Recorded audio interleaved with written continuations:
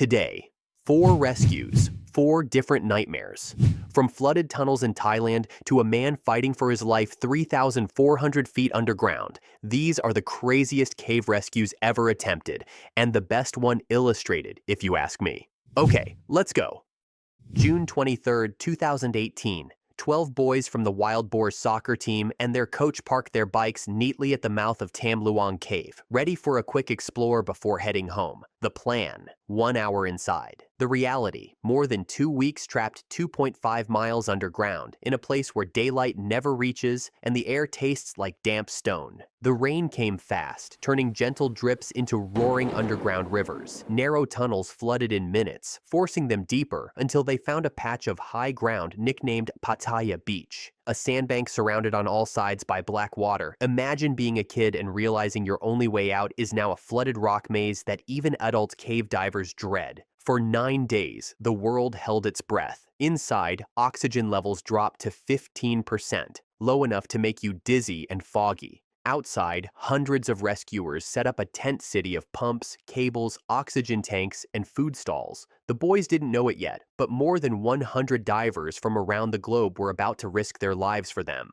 When British divers Rick Stanton and John Valanthan finally found them, it wasn't like a Hollywood reveal with angelic music. It was 2 exhausted men surfacing in a chamber lit only by helmet lamps, saying, "How many of you?" The answer, 13, all alive. At that point, the divers probably wanted to cheer, but they also knew, now comes the hard part. The route out was over 2 miles long, with half a mile completely submerged.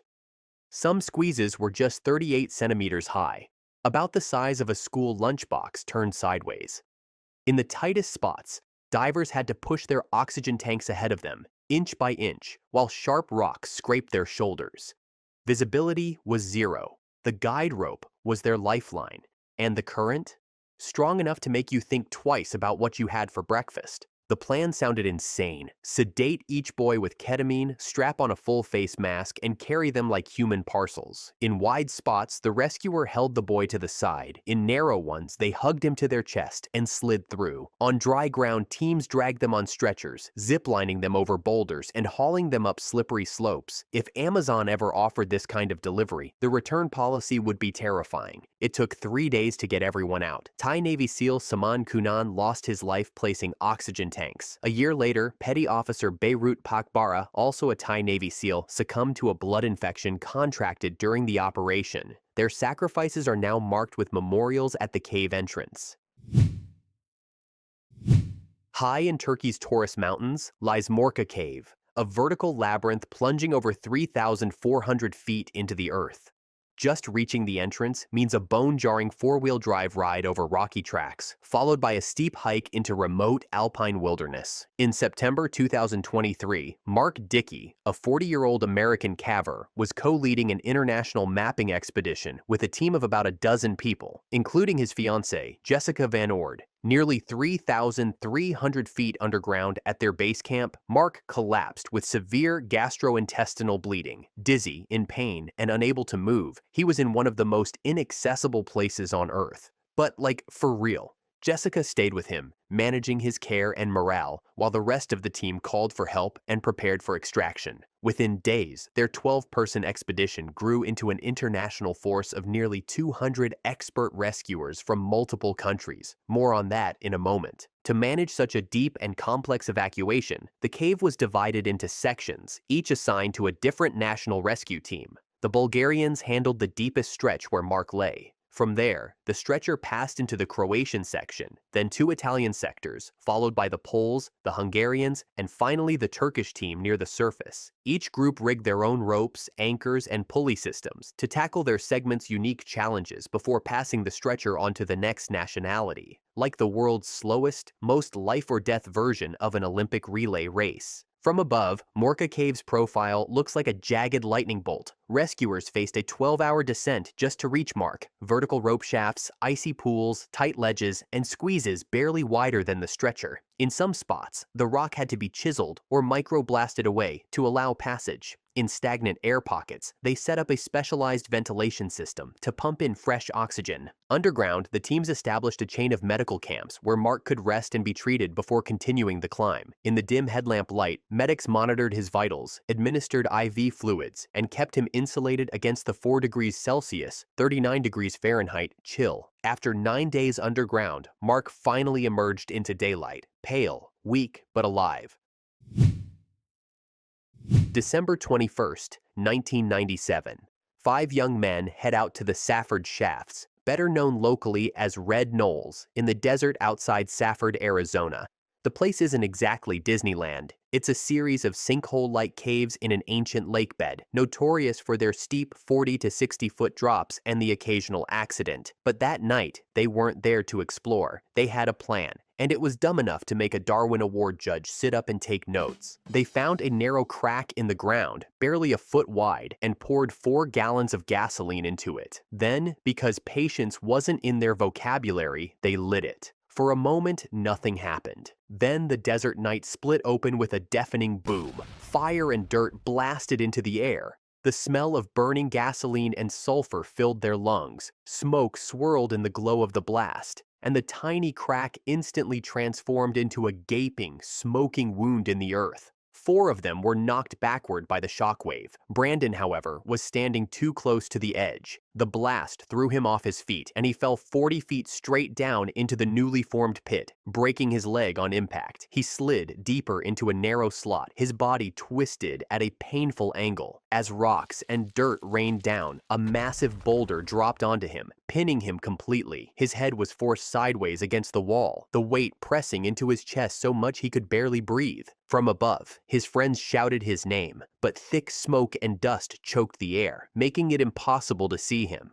or for him to respond. Realizing they couldn't get him out, they ran in the dark across the cold desert to find help, stumbling over rocks and brush, no doubt wondering if they'd just accidentally killed their friend. Within an hour, rescuers arrived.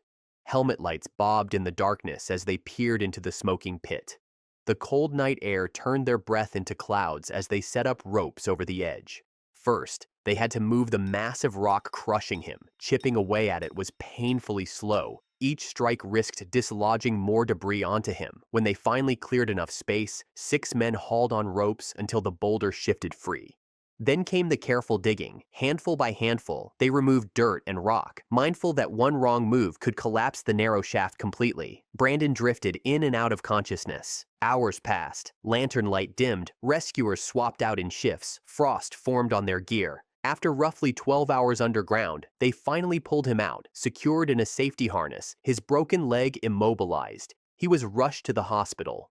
Doctors found a broken leg, hypothermia, kidney damage, and multiple crush injuries. Incredibly, he survived. Back in town, the story spread quickly, not just because of the miracle rescue, but because the stunt that caused it could have killed every single one of them instantly if the explosion had been bigger. In the end, Brandon got his life back, and probably the highest hospital bill of the group.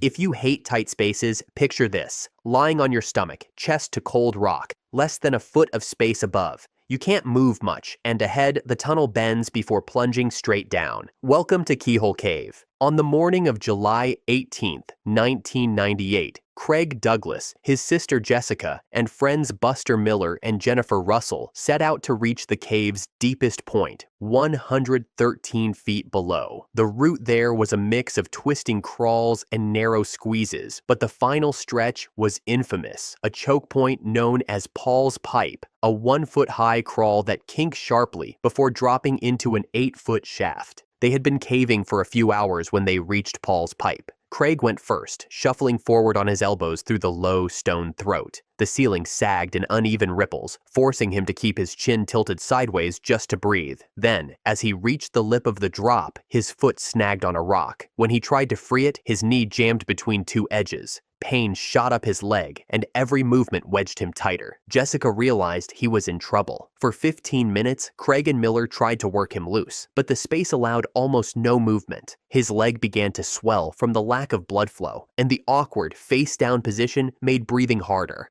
They wedged clothing into the gap beneath him to support his weight, but it wasn't enough. Jennifer, the fastest runner, went to get help. By the time rescuers arrived, Craig had been stuck for over 5 hours. The space was so cramped, only one person could work on him at a time. They tried pulling, then used oil to lubricate the rock, but nothing worked. The cold rock was draining his body heat. They wrapped him in a thermal blanket, used a heater to push warm air toward him, and later ran ventilation tubes when oxygen levels dropped dangerously low. 30 hours into the ordeal, Craig stopped shivering. A bad sign. In a final effort, rescuers handed him a drill. With his last bit of strength, he chipped away enough rock to free his leg. The pain was blinding as blood rushed back in, but he was free at last. It wasn't over yet. He still had to crawl and climb out, unable to walk, with rescuers guiding and lifting him through every squeeze. It took another 8 hours before, at 9:15 a.m. on Monday morning, Craig finally emerged into daylight, a total of 43 hours underground at Paul's Pipe. Keyhole Cave isn't just a name, it's a warning. And for Craig Douglas, it was nearly 2 days of claustrophobic hell that left him with one simple truth. Sometimes the only way out is forward, no matter how tight the squeeze. If you enjoyed watching other people squeeze through freezing pitch-black rock while you stayed warm and comfortable on your couch, hit that subscribe button. It's the safest adventure you'll ever take, and the only one where you don't have to be rescued by an international team with ropes and oxygen tanks. Thank you for watching.